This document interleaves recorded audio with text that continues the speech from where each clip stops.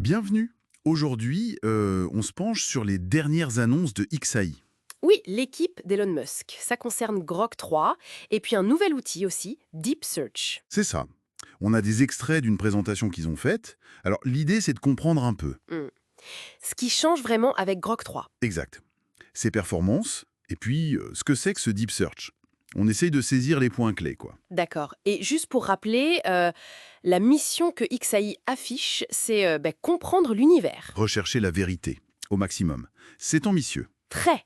Et Grok 3, donc ça s'inscrit là-dedans, dans cette quête de compréhension fondamentale. Tout à fait. Alors, venons-en aux performances de Grok 3. Ils l'ont évalué sur trois axes principaux. Maths, sciences, le STEM, là, et puis le code. Et les résultats annoncés sont, Assez impressionnant. oui, ils disent dans une ligue à part.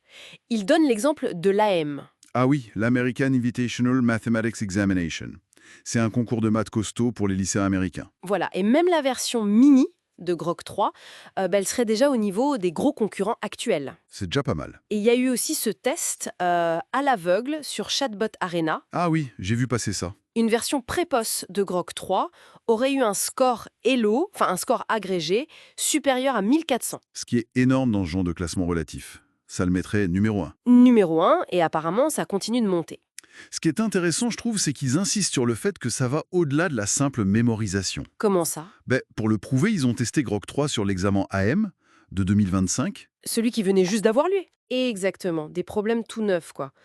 Et là, Grok 3 aurait montré une capacité de généralisation bien meilleure. Ah oui, mieux que Grok 3 mini même. Oui, alors que sur les examens précédents, c'était pas forcément le cas. Ça suggère un vrai saut qualitatif. Plus juste récité, mais raisonner sur du nouveau. C'est l'idée. Faut se rendre compte, s'il y a 17 mois, leur modèle peinait sur des problèmes de lycée. Et maintenant, Maintenant, ils parlent d'un niveau prêt pour l'université. C'est fulgurant comme progression. c'est quasi quotidien cette amélioration, c'est vertigineux. Absolument. Donc ça dépasse le simple pré-entraînement. Ils utilisent l'apprentissage par renforcement, c'est ça pour les raisonnements? Oui, spécifiquement pour améliorer le raisonnement, pour essayer de le faire penser comme un humain. C'est-à-dire? Envisager des solutions, faire de l'autocritique, vérifier, revenir en arrière si ça bloque, repartir des bases. Ils ont montré un exemple concret, non, avec une mission Terre-Mars, Oui, ils ont montré Grok 3 qui génère en direct un script Python avec Matplotlib et tout. pour calculer et visualiser une mission aller-retour Terre-Mars, avec une animation générée là sous nos yeux. Que ça marchait, le code était fonctionnel. Apparemment oui, et selon eux, c'était assez proche de la physique réelle. Impressionnant. Oui, et ce qui est fascinant aussi, c'est cette généralisation. Il est entraîné surtout sur les maths et le code, Oui. mais il semble capable de transférer ça à d'autres tâches, comme créer des jeux par exemple. Ah d'accord. Il apprendrait des compétences plus généraux en fait. C'est ça, apprendre à voir ses erreurs de logique, à les corriger, à persévérer sur un problème, essayer différentes approches. Presque des méta-compétences. Exactement. La suggestion derrière, c'est que, bientôt, les benchmarks humains seront peut-être trop faciles. Bon, et cette capacité de raisonnement, elle a une application directe dans leur autre grosse annonce? Tout à fait. Ils n'améliorent pas juste le modèle dans le vide. Ils s'en servent pour repenser la recherche d'infos. Et c'est là qu'arrive Deep Search. Voilà. Présenté comme un moteur de recherche nouvelle génération. Qu'est-ce qu'il a de si différent? Il ne fonctionne pas comme Google ou les autres. Il ne se contente pas de remonter une liste de liens. D'accord. L'idée, c'est qu'il analyse d'abord ton intention, ce que tu cherches vraiment. Ensuite, il va consulter plein de sources différentes. Activement. Oui, activement. Puis, il croise les infos, il vérifie pour construire une réponse synthétique. Et on peut voir comment il fait ça? C'est ce qu'ils mettent en avant, la transparence.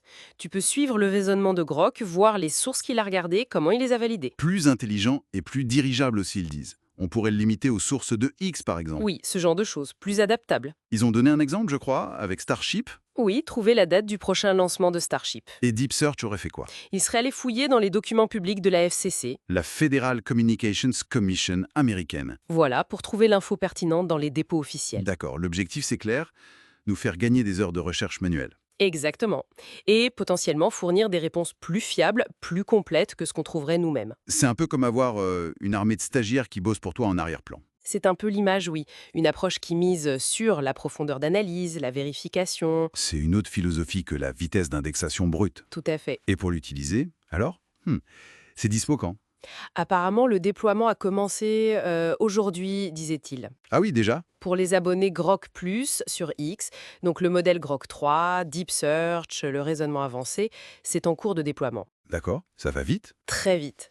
Donc, pour résumer, si tu veux, on a 2 points majeurs. D'abord, Grok 3 lui-même. Avec ses capacités de raisonnement et de généralisation qui progressent à une vitesse folle. Voilà, et qui vise au-delà des tests habituels. Et ensuite, on a Deep Search. Une nouvelle approche de la recherche web. Oui, qui mise sur l'analyse profonde, la synthèse de plein de sources et la transparence du processus. Et le point commun, c'est cette vitesse d'évolution, hein. C'est vraiment ça qui marque la vitesse. Et ça pose une question finalement.